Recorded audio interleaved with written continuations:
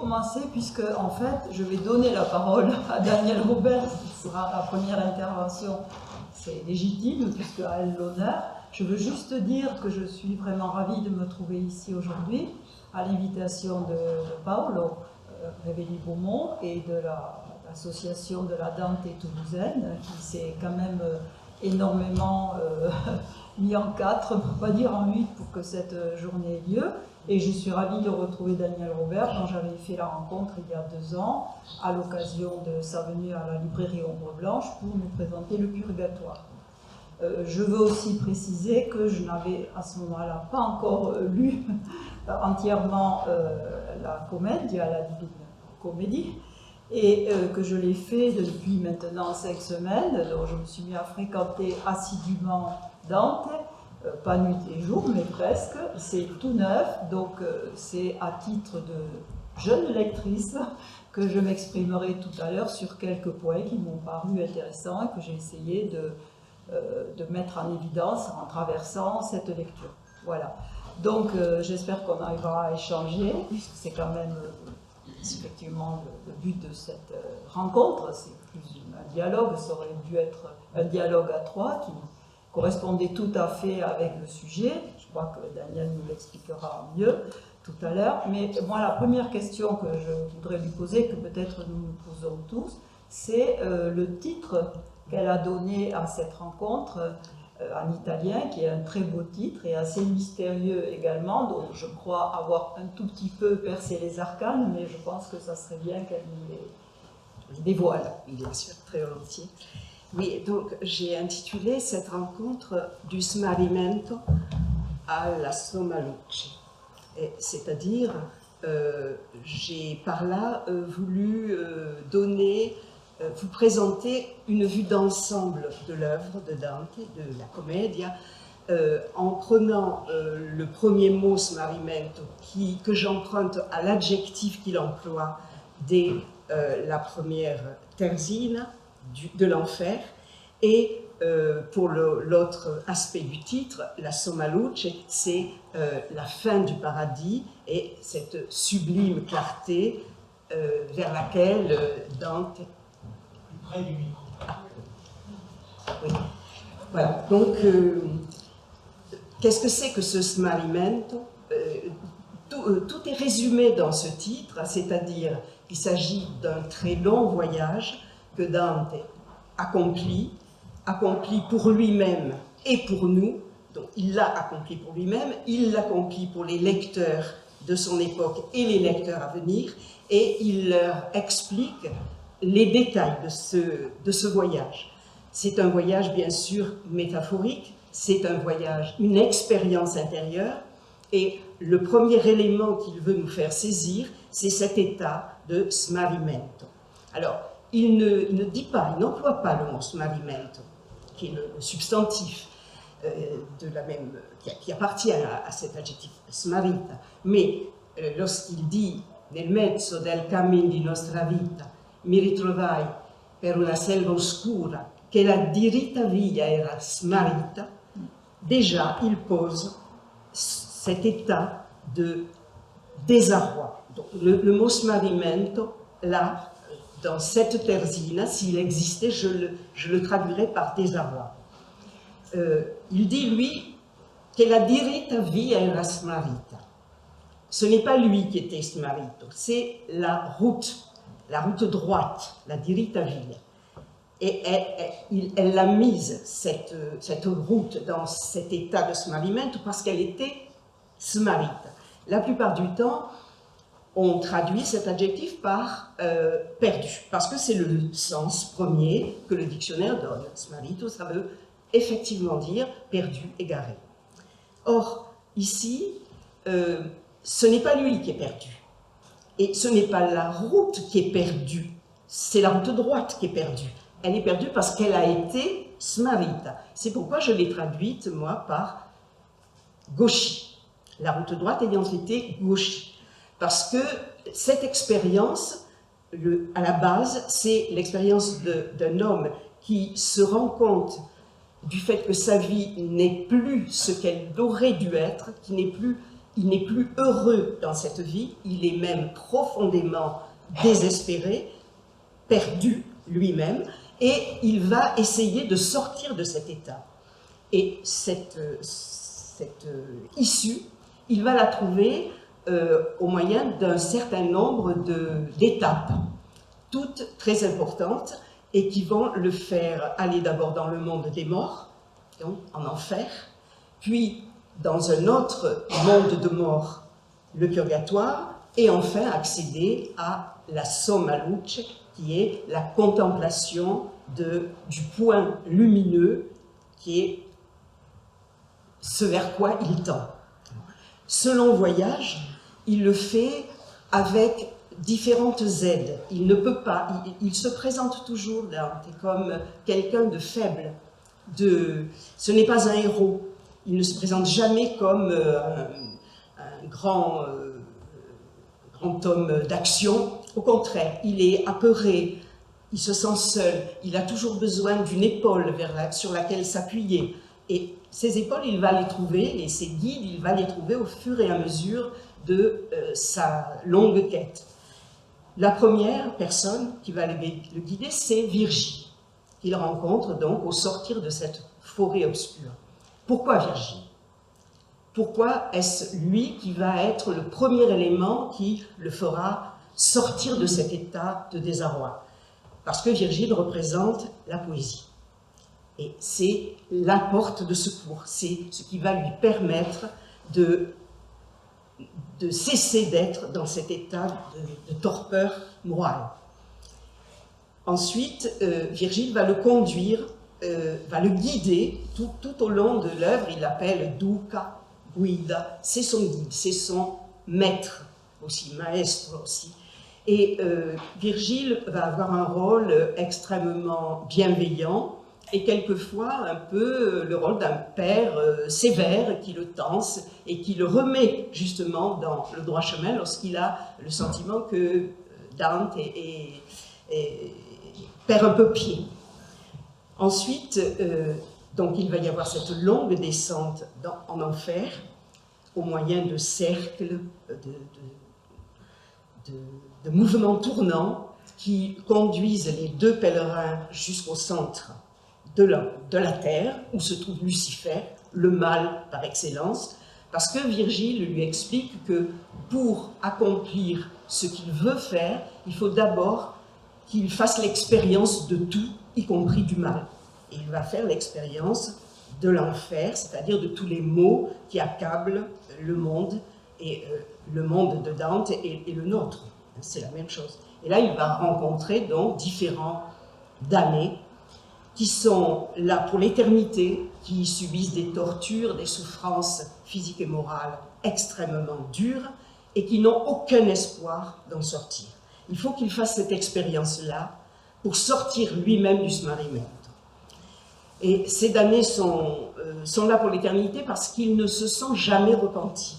Soit parce qu'ils n'ont pas voulu, ils étaient des révoltés contre le bien, soit parce qu'ils n'ont pas eu le temps.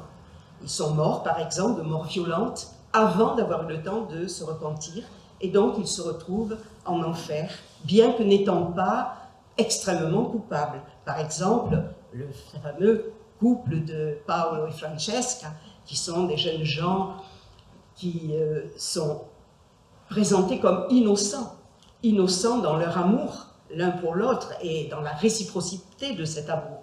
Or, il se trouve que, tout en étant innocents, ils sont tous les deux coupables parce que Francesca a trahi son mari, elle est adultère, et Paolo a trahi son frère puisqu'il a commis l'adultère avec sa belle-sœur. Donc ils sont punis, mais s'ils avaient pu se repentir, ils auraient pu accéder au purgatoire et espérer être sauvés. Et après, il y a toute une série d'autres personnages qui sont soit vraiment des mécréants, soit des gens qui, malheureusement, n'ont pas pu avoir la grâce. Puisqu'on a commencé par l'enfer, sans vouloir évoquer chaque fois chaque lieu et en faire la synthèse, peut-être je pourrais dire ce qui, moi, m'a beaucoup intéressé dans cet enfer. D'abord, c'est qu'il y a aussi les limbes qui se trouve là. Et tout le monde sait que dans le christianisme, les limbes, c'est le lieu dans lequel se trouvent les enfants non baptisés. Les enfants non nés, les enfants non baptisés. Et dans ces limbes, Dante a mis des personnages très intéressants, justement, qui sont les personnages qui étaient là avant le christianisme, avant l'avènement du christianisme. Donc bien sûr, ils n'ont pas pu être baptisés, mais ce sont des personnages extrêmement honorables.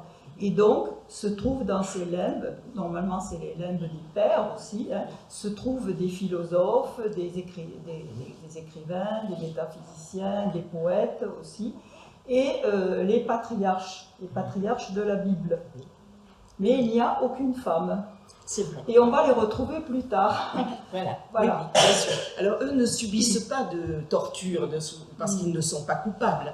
Simplement, ils n'ont pas eu accès à la vérité de Dante, c'est-à-dire la vérité du christianisme, donc ils sont là en attente. Alors il y en a un certain nombre qui demeurent pour toujours. Par exemple, Virgile a été tiré de ses limbes, mais va y retourner lorsqu'il aura accompli sa tâche auprès de Dante. Il n'aura pas accès au paradis, il ne pourra pas conduire Dante jusqu'au paradis, parce qu'il n'est pas baptisé. Mais il y en a d'autres qui y restent pour toujours, et il y en a aussi qui ont été tirés des limbes et qui se retrouvent au paradis.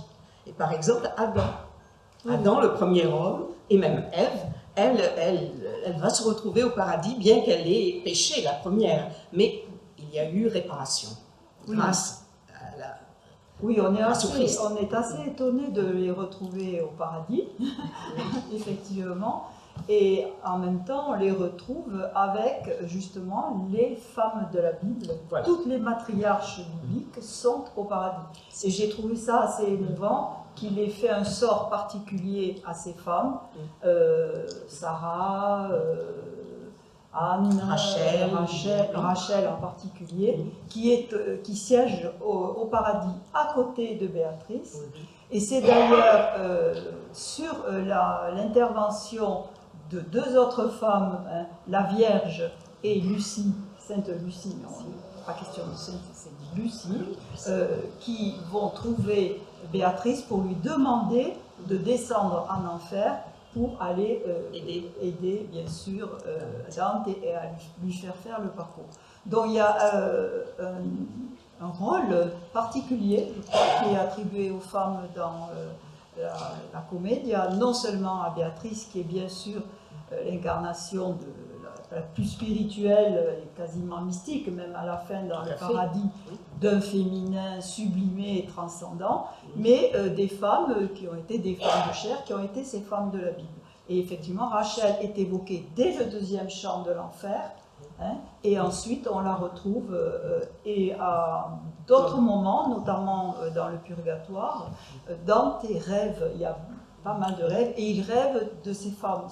Il y a plusieurs rêves, et il rêve de Rachel et Léa comme figure à la fois de l'action et de la contemplation. Peut-être je pourrais en reparler tout à l'heure, parce qu'il y a d'autres éléments intéressants. Donc je crois qu'il y a aussi un personnage extrêmement énigmatique. Peut-être vous pourriez en parler un petit peu, puisque vous dites vous-même que c'est celle qui a suscité le plus d'interrogations, la fameuse Matilda, qui était vous pouvez en parler un petit peu? Oui, bien sûr, puisque j'arrive au purgatoire, là. Puisqu'on a commencé par le smarrimento de départ. L'étape intermédiaire pour arriver au paradis et à la Somma Luce, c'est ce passage au purgatoire. Alors, le purgatoire est, à mon avis, le chant le plus poétiquement extraordinaire, et tout est inventé là par Dante. D'abord, il le situe à un endroit où la religion catholique ne l'avait pas situé. On ne disait pas vraiment, le purgatoire existait, c'était une invention assez récente d'ailleurs. Jacques Le Goff l'a bien expliqué, l'invention du purgatoire. Mais on ne le situait pas ni sur terre, c'était un ailleurs indéfini. Or, pour Dante, poétiquement, c'est très important, il le met au sommet de la montagne du purgatoire. Cette montagne, elle est dans l'hémisphère sud, c'est-à-dire que lorsque les deux pèlerins, Virgile et Dante, sont arrivés au centre de l'enfer, où se trouve Lucifer. Ils sont descendus tous les deux le long des poils et des griffes du monstre, et ils arrivaient aux jambes. Tout d'un coup, ils se sont retrouvés dans l'autre hémisphère et ils ont entrevu la possibilité de retrouver la lumière, donc au moins revoir les étoiles. Et Dante, à ce moment-là, s'est retourné et il a été étonné de voir Lucifer, les jambes en l'air et la tête en bas. Et il a demandé à Virgile ce qui se passait, et Virgile lui explique: tu n'es plus dans le même espace, ils sont dans l'hémisphère sud. Donc, Dante invente cette montagne, et elle ressemble beaucoup au cercle de l'enfer, parce que c'est à l'inverse, on gravit cette montagne par mouvement circulaire, comme pour l'enfer, et on gravit aussi, un à un, tous les péchés qu'il faut expier pour parvenir à la Somma Luce. Mais en sens inverse, c'est-à-dire on commence par les péchés les plus graves là, pour aller vers les moins graves. Et en enfer, c'est l'inverse. Et une fois tout ceci franchi, dans un climat tout à fait différent de celui de l'enfer, où les âmes ne sont pas des damnés, sont simplement des âmes qui sont en train de se régénérer pour pouvoir avoir accès au paradis. Elles ont tout cet espoir et elles ont même cette certitude, ces âmes. Elles n'ont aucun smarrimento, puisqu'elles savent que, puisqu'elles se sont repenties, elles ont la grâce divine. Donc elles subissent les peines qui ne sont pas très agréables non plus, mais elles les subissent avec consentement, et également avec beaucoup de solidarité les unes envers les autres. Elles se portent assistance, même quand ce sont des gens qui se sont combattus, entretués même. Au purgatoire, il n'y a plus de haine, il n'y a plus de vengeance, tout devient apaisé et serein, en prévision de la béatitude finale. Et alors, dans ce purgatoire, il va y avoir plusieurs femmes qui annoncent Béatrice. Il y a d'abord Lia, qui est une jeune fille qui est donc la sœur de Rachel, et qui cueille des fleurs. Chaque fois, Dante rencontre ces femmes en train de cueillir des fleurs, ou de danser, ou de chanter, dans une atmosphère évidemment qui n'a plus rien à voir avec l'enfer, avec des gravats, de la glace, du feu. Il n'y a plus rien de tout ça, il y a un jardin. C'est le jardin des délices, en fait. Et dans ce jardin, donc, Lia intervient une première fois, puis elle est suivie de Mathilde, dont les dantologues, depuis 700 ans, ont cherché qui elle pouvait être dans la vie de Dante.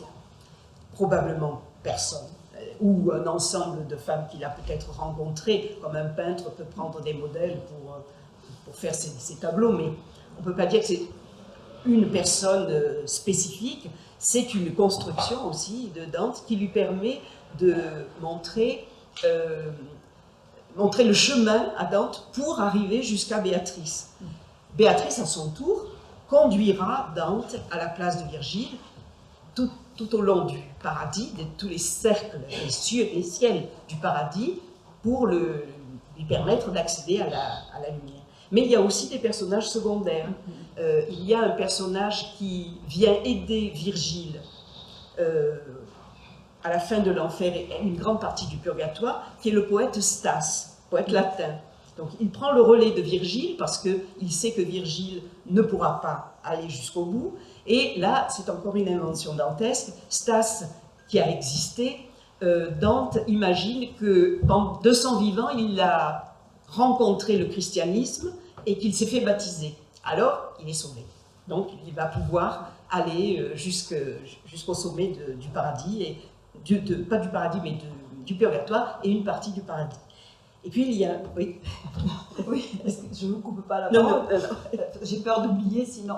Alors moi, ce qui m'a beaucoup frappé, c'est que Dante lui-même, il fait le chemin de purification que ferait un mort. Bon, bien sûr, il n'est pas mort, il est vivant, il est soit endormi, soit il est dans un état, je ne sais pas vraiment comment le qualifier, un état second en tout cas, mais il fait le chemin comme un pécheur, puisque à un moment donné, au tout début, il y a un ange qui le marque sur le front de la lettre de chacun des 7 péchés capitaux, et il est dit qu'au fur et à mesure qu'il va s'élever lui aussi, puisqu'il gravit chaque fois, l'un des péchés va être effacé. Donc il s'opère aussi pour lui une rédemption à l'intérieur même de ce voyage initiatique, dont il ressortira bien sûr vivant, mais il est traité comme un mort finalement.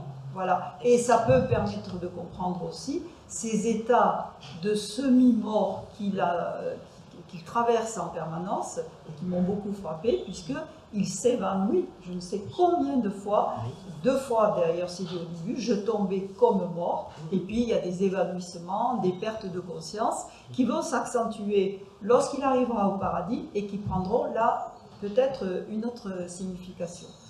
Et pour revenir sur mon dada, la question des femmes, parce que vraiment elles m'ont totalement captivée, il est vrai aussi que, bon, j'ai parlé de rédemption, je continue aussi, quand il est au purgatoire, avant d'arriver presque dans les derniers chants qui sont effectivement les plus beaux, il y a une scène tout à fait extraordinaire où il tombe de la barque, où Béatrice, qui est là, carrément...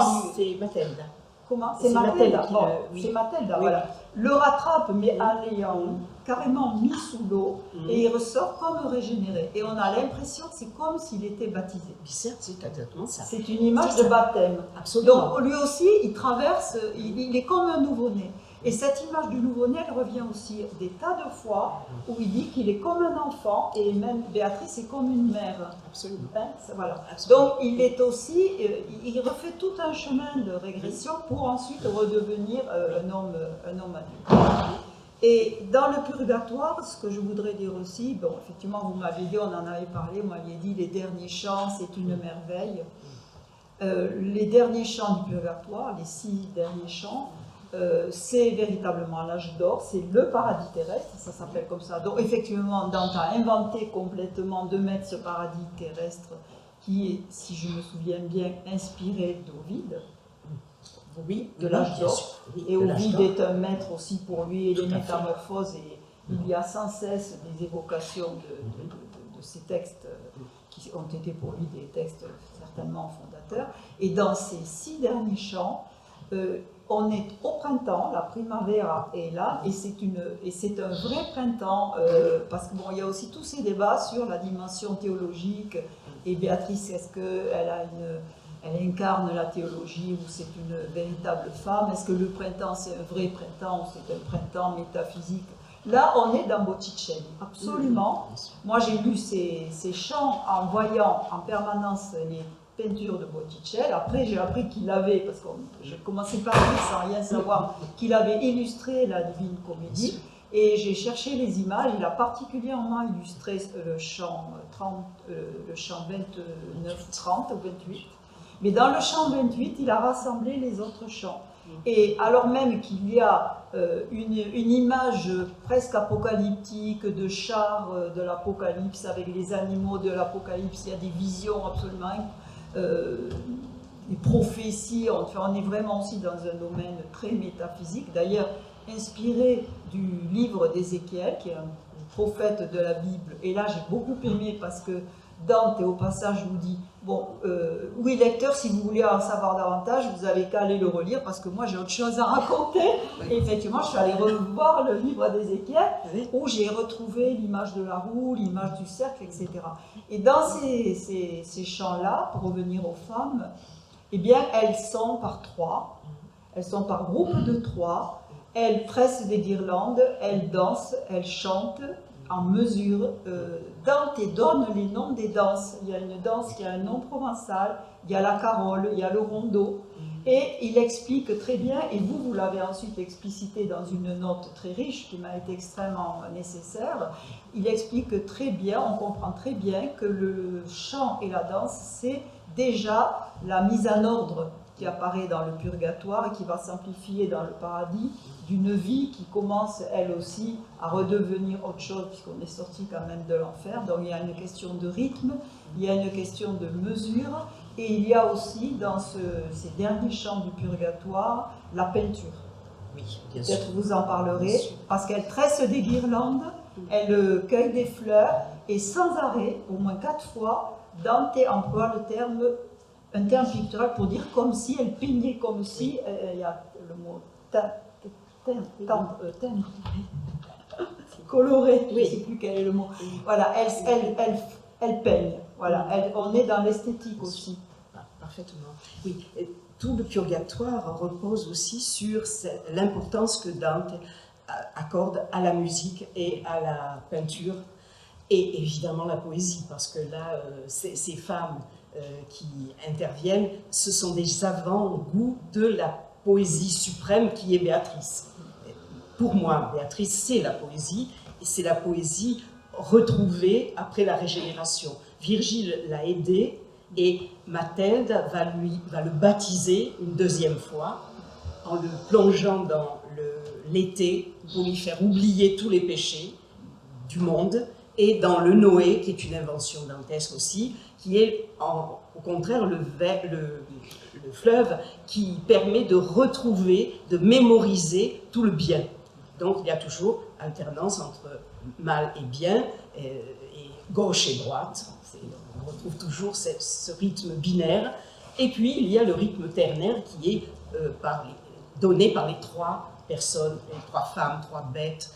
Tout va soit par 2, soit par 3. Alors, on trouve ça justement, j'avais noté, dans le purgatoire, il y a un chant, qui est le chant 11, où les 2 pèlerins rencontrent un enlumineur qui s'appelle Oderisi da Gubbio.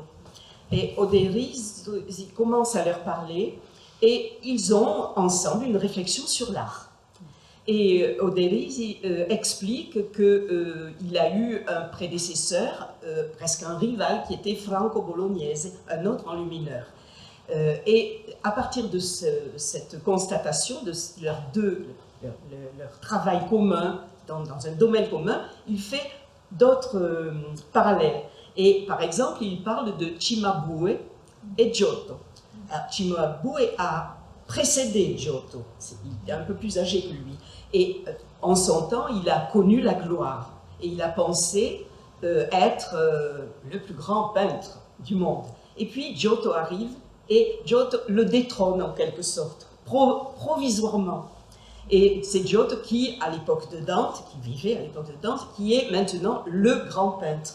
Et Oderisi fait comprendre à Virgile et à Dante que, en fait, la gloire artistique, c'est une affaire à la fois de temps et d'intemporalité. Alors, les mouvements se succèdent, les avant-gardes tentent de mettre un peu de côté les arrière-gardes, mais ceux qui ont eu du succès auparavant ne sont pas perdus pour autant. Ce n'est pas parce qu'un peintre avant-gardiste apporte une nouveauté dans le domaine de l'art qu'il va détruire les œuvres des autres. Donc il explique que tout est toujours un mouvement incessant, mais avec toujours la conservation de ce qui a eu vraiment de l'importance au moment où ça a existé.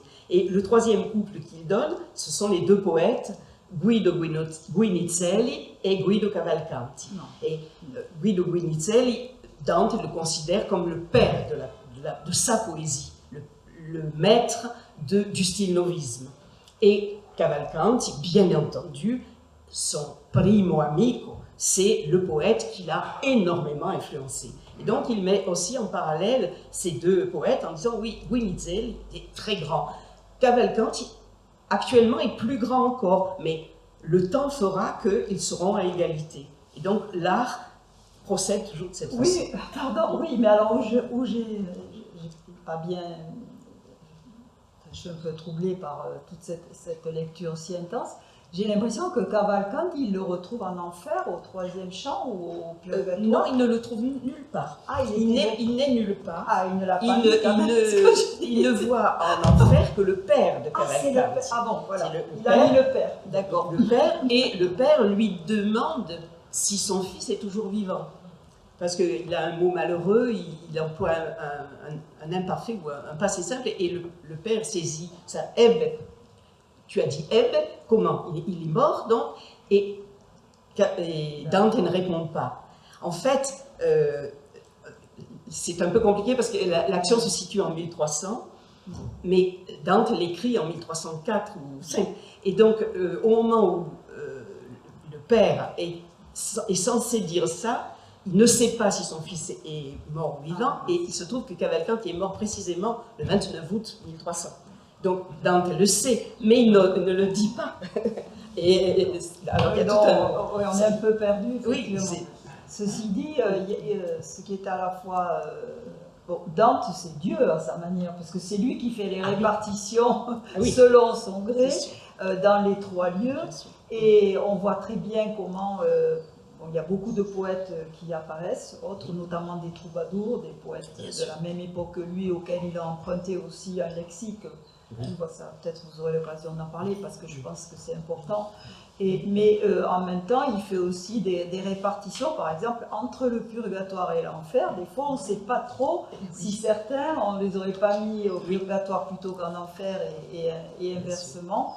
Et là, c'est lui, effectivement, qui fait des partages sur ses amitiés, ses inimitiés. Notamment les papes. Il met en enfer les 3 papes qui étaient ses ennemis mortels et qui ont tout fait pour l'exiler et même le condamner au bûcher. Donc il s'est exilé pour échapper au bûcher.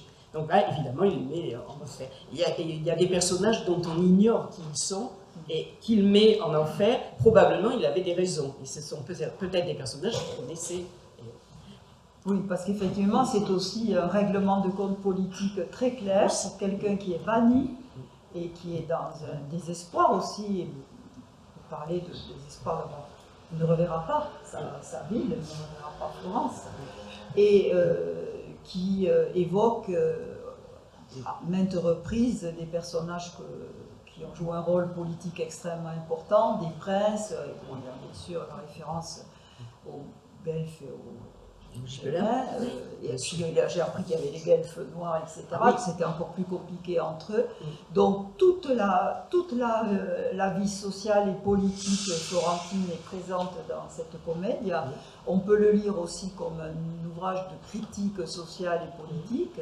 On peut le lire comme un ouvrage de métaphysique, parce qu'il y a des débats métaphysiques, et des débats théologiques et des débats scolastiques absolument extraordinaires. Et ce que j'ai trouvé le plus merveilleux, c'est que c'est Béatrice, qui est la pédagogue, qui explique, qui fait même une expérimentation à un moment donné, comment on doit faire pour voir la lumière, comment elle se reflète, avec un miroir devant, un miroir derrière, une bougie. Des expériences qui sont dans les ouvrages des scolastiques de l'époque.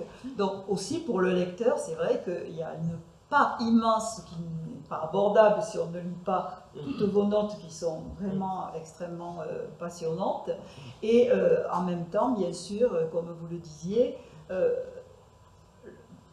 un ouvrage qui doit conduire vers les dernières étoiles, et avec ce mot de l'amour, qui termine la comédie, alors qu'on s'attendrait à ce que ce soit Dieu, Dieu qui apparaisse. Alors que le 1, c'est ça qui est tout à fait prodigieux. Le 1, c'est quoi? C'est la lumière, c'est l'amour, c'est... il ne dit pas que c'est Dieu, et pour lui c'est sûrement Dieu. Il est profondément chrétien, mais pour tous les lecteurs à venir, il laisse la possibilité d'imaginer que c'est tout autre chose. En tout cas, pour lui, c'est l'amour. Le dernier vers, c'est l'amour qui meut le soleil et les étoiles. Oui, donc c'est la poésie. Et voilà. L'amour et la poésie, l'œuvre poétique. Bien sûr. Et pour en revenir à Mathilda et au baptême qu'elle lui permet d'avoir une deuxième fois, c'est pas seulement pour se débarrasser des péchés, c'est parce que c'est une régénération, ce renouveau, c'est ce qui va lui permettre d'accomplir la mission qu'il sent au fond de lui, qui lui est dictée par le ciel. C'est-à-dire, après avoir fait ce voyage très long, il va revenir sur Terre, il va finir sa vie d'homme terrestre et il va raconter aux hommes son expérience pour que les gens puissent en faire usage. Et ça, il est convaincu d'avoir la mission qui lui est ordonnée Et c'est la mission du poète. Oui, la mission du poète, c'est qu'on l'écoute, qu'on le lise et qu'on le dise aussi. Et qu'on change de vie grâce au pouvoir de la poésie aussi. Donc finalement, le voyage initiatique, c'est aussi le voyage en terre de poésie. C'est celui qu'on fait avec lui, voilà, bien sûr, nécessairement avec lui. Et de ce point de vue, ça permet aussi de comprendre, puisqu'on a parlé de l'enfer et du purgatoire, que son paradis, alors moi j'avais une image du paradis très statique, parce qu'effectivement le paradis je ne le connaissais qu'à travers l'iconographie, notamment les images du jugement dernier. Je pensais à la cathédrale d'Albi, à ce magnifique jugement dernier où on ne voit que l'enfer et que le paradis, effectivement le purgatoire, on ne le voit pas. Et les bienheureux, je redoutais un peu d'arriver au paradis parce que je me disais je vais m'ennuyer parce que après l'enfer, c'est vrai, et le purgatoire est très mouvementé aussi. J'imaginais les bienheureux alignés, chantant les louanges et stables, statiques. Et en fait, le paradis de Dante et les derniers chants en particulier sont absolument, incroyablement... c'est un mouvement perpétuel, on est vraiment dans l'espace interplanétaire et stellaire. Il y a aussi des débats sur à la fois le système de Ptolémée et éventuellement des critiques que certains ont pu faire. Mais c'est un tournoiement perpétuel et dans une lumière phénoménale, avec aussi des danses. On retrouve des femmes qui dansent, des anges qui dansent. Je veux que vous en parliez parce que c'est quand même... Justement, c'est la grande différence que le paradis a avec les deux autres cantiques. Au cours des deux premières, c'est Dante et ses différents guides qui tournent pour descendre puis pour monter.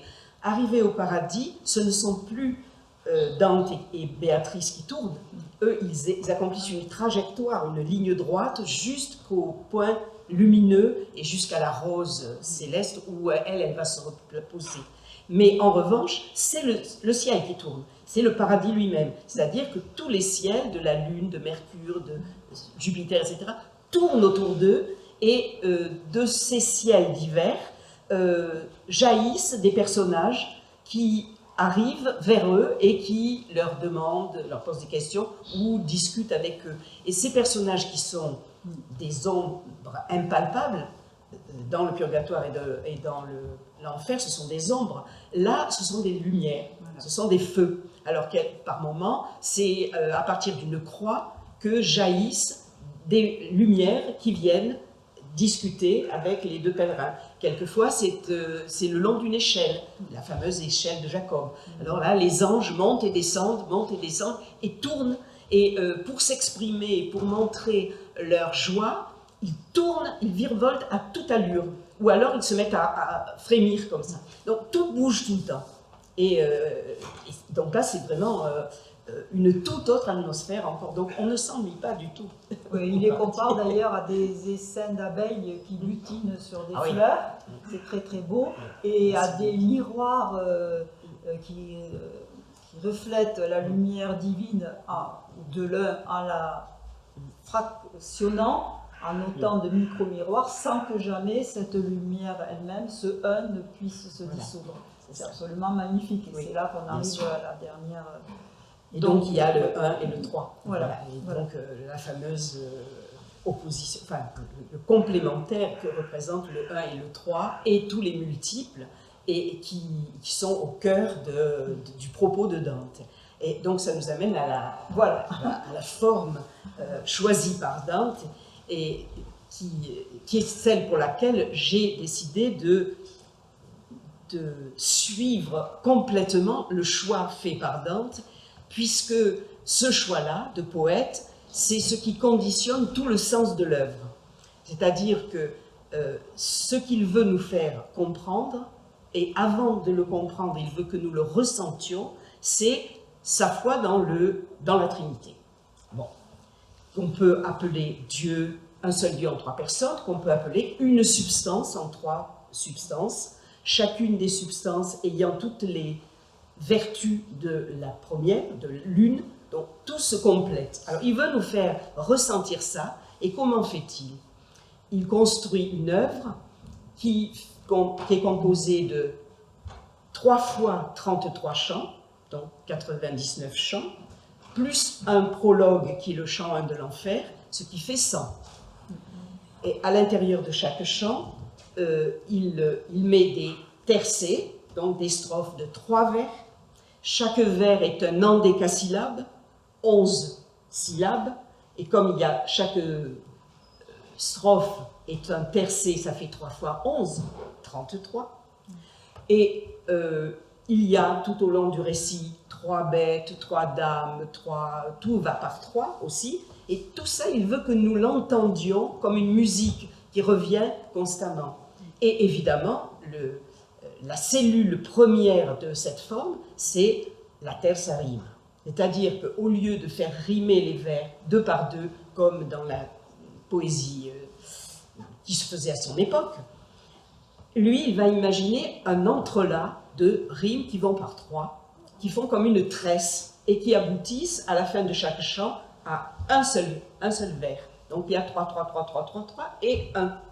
Donc on a toujours ce va-et-vient entre le 3 et le 1. Et la raison de ça, il nous le dit au paradis. Il dit « Quell'uno e due, tre, che sempre vive, e regna sempre in tre, in due, in uno, non circonscrito et tutto circonscrive », c'est-à-dire ce 1 et 2 et 3 qui toujours vit et toujours règne en 3 et 2 et 1, non circonscrit et qui tout circonscrit. Bon, ça, à la fin, il nous le dit au chant 14, il le dit, donc après on a le temps encore d'y réfléchir, mais il le dit pour que nous le comprenions intellectuellement et que nous comprenions pourquoi il a écrit comme il l'a fait. Mais au départ, il veut que nous le ressentions simplement, épidermiquement et sensitivement, avec notre sensibilité. Donc c'est pourquoi, lorsque j'ai entrepris de traduire l'œuvre, et déjà avant de l'entreprendre, lorsque j'ai décidé de le faire, je savais qu'en aucun cas je n'aurais pu le faire autrement qu'en suivant la tierce rime. Voilà. Et donc voilà. Et alors évidemment, c'est pas facile, c'est vrai, mais curieusement, ce n'est pas quelque chose d'impossible. Déjà, la preuve, c'est que c'est fait, mais surtout, cette forme m'a très souvent, dans sa contrainte, aidé à être créative. C'est-à-dire que c'est vrai qu'il y a contrainte, qu'il faut toujours trouver ces 3 rimes. Et je me suis aperçue en traduisant que pour lui aussi, ça avait été difficile, en tant que poète, de trouver les 3 rimes. Et que souvent, à la rime, il y avait des mots qui étaient un peu étranges, que l'on n'attendait pas dans le sens qu'il leur donnait. Et je me suis dit, bon, il a trouvé des solutions créatrices à partir de la contrainte qu'il s'était donnée. Donc, pourquoi est-ce que je ne ferais pas la même chose? Alors, je n'avais pas inventé des mots, mais j'ai été confortée dans cette certitude par une phrase que j'ai trouvée chez un dentologue très, très, très connu qui s'appelle Gianfranco Contini, qui rapportait les propos d'un personnage dont on ne connaît pas vraiment le nom, mais qui est un des premiers commentateurs de Dante et qui a connu Dante. Et ce personnage dit « Moi, écrivain, j'ai entendu dire à Dante que jamais la rime ne l'entraînait à dire autre chose que ce qu'il avait l'intention de dire, mais que très souvent, il faisait dire au terme à la rime autre chose que ce qu'il signifie dans le langage courant. » Donc, il s'est autorisé à donner à ces mots comme smarita, qui sont des mots du langage courant, un sens légèrement décalé, issu du premier, mais avec une autre puissance créatrice, puissance poétique, et c'est donc là qu'il manifeste son génie. Alors, pour moi, ça ne faisait pas le moindre doute, je devais le faire de cette façon. Voilà. Ce qui ne veut pas dire que je réprouve les autres démarches, parce que chaque lecture de cette œuvre est subjective et personnelle, et quand on a devant soi une œuvre d'une telle dimension, on se rend compte qu'elle se prête, elle s'offre à toutes les lectures possibles. et à toutes les individualités possibles. Donc, c'est exactement comme une œuvre musicale. Un grand chef-d'œuvre, prenons le clavier bien tempéré. Bon, combien y a-t-il d'interprétations différentes, et au clavecin et au piano, de cette œuvre, comme de toutes les grandes œuvres musicales. Les pianistes qui s'y mettent, ou les clavecinistes, ne prétendent pas être les seuls possesseurs de la vérité. Chacun apporte sa lecture de la partition, en étant fidèle à la partition, mais en apportant aussi de lui-même sa propre vision des choses et son écoute. Et le poète fait la même chose, enfin, le traducteur fait la même chose devant un texte poétique. Oui, vous avez dit le poète, c'est pas un lapsus du tout. Je pense parce que après vous avoir lu, j'ai vu aussi que l'un de vos volumes est dédié, je crois, à Yves Bonnefoy, qui est un très très grand poète et qui a écrit de très beaux textes que j'ai lus du coup sur la traduction et qui prône cette empathie complète du traducteur avec l'œuvre qu'il traduit. J'ai aussi revisité Philippe Jacotet, qui est un poète et traducteur. Nombre de poètes sont des traducteurs et réciproquement. Et tout ce que vous dites m'a à ce moment-là vraiment beaucoup touché. Et en même temps, on voit, en lisant votre bibliographie, que vous vous inscrivez, je trouve que c'est aussi très juste, tout traducteur s'inscrit dans une longue histoire, dans une longue généalogie de traducteurs qui l'ont précédé, n'est qu'un maillon, il y en aura d'autres. Traduire, c'est interpréter dans le sens musical, exactement, c'est-à-dire à la fois être fidèle à l'œuvre, mais se donner quelques droits, je crois.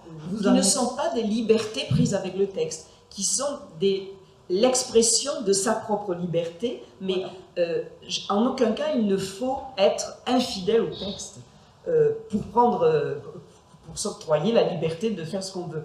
C'est un jeu très délicat, mais bon, la fidélité, souvent on dit c'est impossible, la traduction est infidèle par définition, traditore et traductore. Bon, ça ce sont des choses qui m'énervent pas mal, parce que non, le fait d'avoir sa lecture d'un texte n'implique pas qu'on soit forcément infidèle au texte. Et lorsque on trouve des solutions qui permettent d'approfondir tel terme ou tel aspect de l'œuvre, on n'est pas forcément un traître ou un traître. Non, oui, vous justifiez parfaitement vos choix, vous les légitimez aussi, c'est tout à fait intéressant. Et vous faites quelques emprunts à d'autres traducteurs, notamment à Philippe Soler, à un moment donné, sur quelques termes pratiquement de mon point de vue intraduisibles. Oui, c'est ça. Ben, c'est pour les néologismes, c'est pour le fameux trasumana. Voilà. Parce que la plupart du temps, on a traduit ce verbe inventé par Dante par outrepasser l'humain. Et Philippe Soler s'est expliqué à plusieurs reprises, il a dit non, ce n'est pas outrepasser l'humain, parce que Dante ne nous invite pas à devenir des dieux. Il fait la comparaison avec Glaucus, qui était un dieu marin, qui était un simple pêcheur devenu dieu marin, en mangeant une herbe extraordinaire, mais pour dire que lui, ce n'est pas ça, ce n'est pas pour devenir Dieu. Il dit, trasumanar, c'est traverser l'humain, tout ce que l'humain comporte, de bien, de mal, de toutes sortes, mais pour aller au-delà de soi-même, et pas devenir Dieu, mais sans oublier jamais qu'on est un humain quand même. Voilà. Et donc, alors là, pour le traduire, j'avais deux solutions.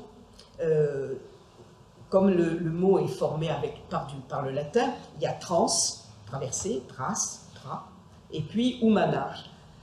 Alors, il y a deux racines. Il y a humanus, le humanus latin avec un H, H-U-M-A-N-U-S, qui a donné humain.